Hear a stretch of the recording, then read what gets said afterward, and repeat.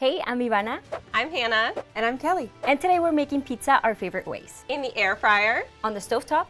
And of course, the oven. Then at the end, we'll give each other's a try. To decide which method is a slice above the rest. Let's do this. Hey, I'm Ivanna. I'm a tasty producer and I have a love-hate relationship with the kitchen. Love cooking, hate doing the dishes. If you're like me, this stovetop pizza is for you. I know a stovetop pizza sounds a little weird, but I promise it's delicious. You're gonna get a crispy bottom and a fluffy inside. Before we even turn on the stove, throw all the dough ingredients into the pan, starting with warm water, olive oil, all-purpose flour, sugar, salt, and yeast. You're gonna mix it until it's fully combined and spread it out across the pan. So although this is the shortcut, you're still making it from scratch. I think it counts. One thing I don't like about working with dough is that my cabinets, myself, my entire kitchen gets covered in flour, and with this, none of that happens. It's not that complicated. All you have to do is evenly spread it across the pan. This is gonna be your classic pepperoni pizza, so we're gonna start with marinara sauce. If you have kids or you came home tired from work, this is a really easy way to make pizza. Sprinkle some mozzarella cheese. You can go crazy with this. You can add as much as you'd like. You can use whatever toppings you like, but I like pepperoni, so we're gonna do that. So that's it. It took me 5 minutes to prep, cover, and cook on medium for 15 minutes. This is a recipe on tasty.co, and over 400 people have left tips on this recipe, which means they've liked it, they've enjoyed it, and you will too. Are you guys ready? You can't lie to me. This looks like real pizza. I mean, it is real pizza. Just to add some color and some freshness, we're gonna add basil. And that's it. All we have to do is slice it, and I'm ready to see what the girls think. Do you hear that?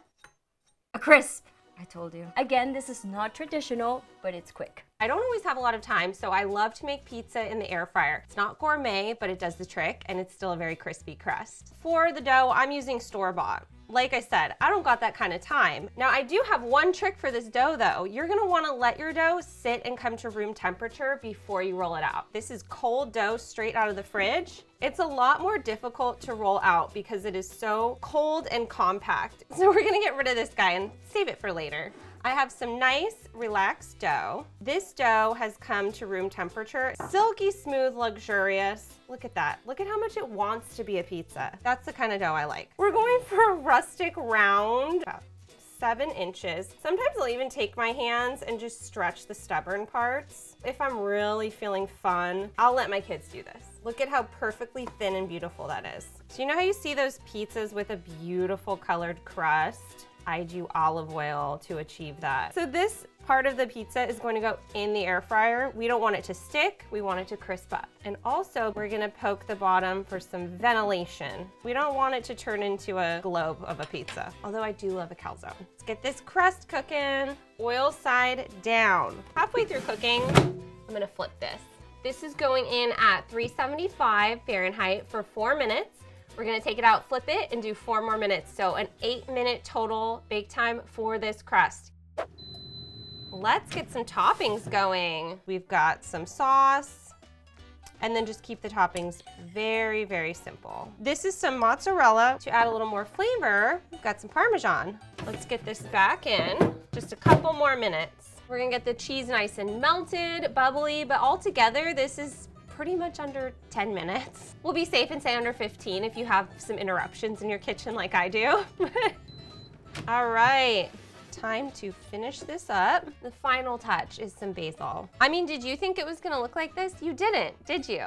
It looks good. We have a nice crispy crust. I can like pinch it and feel the little crackles. Got nice and bubbly. It's perfectly cooked on the top. The cheese is nice and browned slightly. I'm excited to share this with Kelly and Ivanna because their opinion matters more to me than my own. I'm gonna show you how to make restaurant quality pizza at home, and I promise it's not that hard. Hi, I'm Kelly. I'm Tasty's culinary producer, and I love pizza. I know you've seen some other really quick recipes today from Hanna and Ivanna, and really honestly, an oven is the only way to go. This is a finer flour, so it's gonna give us a chewier, more bouncy dough. It's so good. Then we're adding some sugar. We're using instant yeast. This is my hack. You don't have to bloom it, just put it right in with the flour, and of course, some salt. Then we're gonna mix in some olive oil to our water.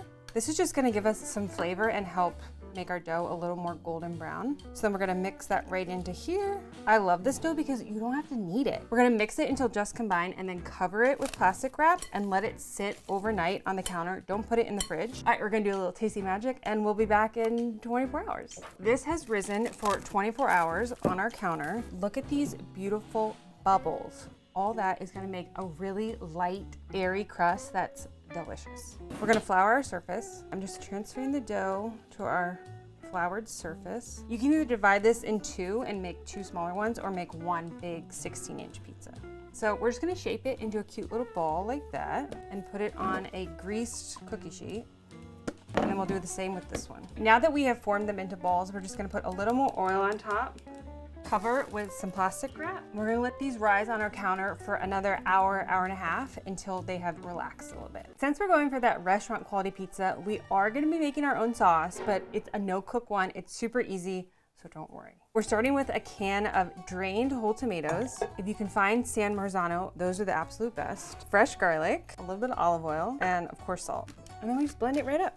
If you don't have an immersion blender, you can do it in a food processor. You can crush the tomatoes by hand or a blender. Let's make our pizzas. We're gonna dust our surface with semolina flour. This is like a finer cornmeal texture and it gives it that restaurant quality crispy crust on the bottom. The first step is actually to make the indent of your crust so you get that really puffed edge. You don't even need a rolling pin. This dough is so soft and supple, you can just stretch it with your hands. I'm just shaping it until it's roughly the size of the pan we're about to put it in. Just keep making sure you're able to move your dough and it's not sticking, and if you need more, just add a little more. Now that I have my dough rolled out, I'm gonna go get my hot pan. It's been preheating in a 500-degree oven for about 15 minutes, and then when we add the pizza, it's gonna get sizzle and get that golden crust on the bottom. Just gonna put our pizza dough right in the hot pan.